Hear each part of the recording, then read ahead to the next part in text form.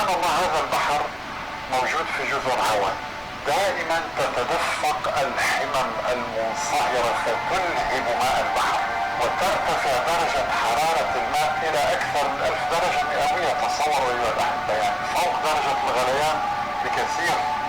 على الرغم من ذلك يبقى هذا المشهد مستمرا، فالماء لا يستطيع أن يطفئ النار على الرغم من غزارته، والنار لا تستطيع أن تبخر الماء على الرغم من تدفقها لآلاف السنين. سبحان الله. إن هذا المشهد أيها الأحبة يذكرنا بعذاب الله يوم القيامة. أيها الملحد، يا من تنكر عذاب الله، لقد وضع الله لك في هذه الدنيا صورة مصغرة عن نار جهنم، وقال: والبحر المسجور إن عذاب ربك لواقع ما له من دافع. سبحان الله. والبحر المسجور إن عذاب ربك لواقع، أي البحر المشتعل الساخن.